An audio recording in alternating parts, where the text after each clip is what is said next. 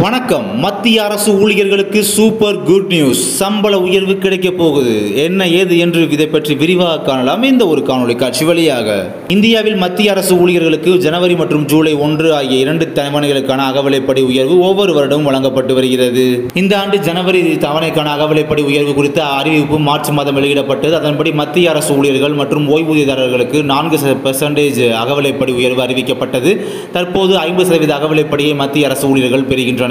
ஆனால் ஜனவரி முதல் மார்ச் மாதத்திற்கான 3 மாத நிலுவைத் தொகை ஊழியர்களுக்கு வழங்கப்படாமல் உள்ள நிலையில் இந்த தொகையானது வரும் ஏப்ரல் மாத சம்பளத்துடன் கிடைக்க உள்ளதாக தெரிவிக்கப்பட்டுள்ளது.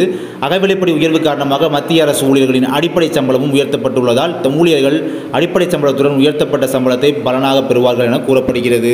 அப்ப அகவிலைப்படி உயர்வு காரணம்னால பார்த்தீங்கன்னா அரசு ஊழியர்களோட அடிப்படை சம்பளம் பேசிக் பே இருக்கு பார்த்தீங்கன்னா, அப்போ அதுவும் இன்க்ரீஸ் ஆயிருக்கிறதுனால ஒர்க்கர்ஸோட அந்த பேசிக் பேயோட சேர்த்து உயர்த்தப்பட்ட அந்த சம்பளத்தையுமே பலனாக பெறுவாங்க அப்படின்ற விஷயத்தை முக்கியமாக சொல்ல வந்திருக்காங்க. இதுதான் பார்த்தீங்கன்னா விஷயம். நன்றி.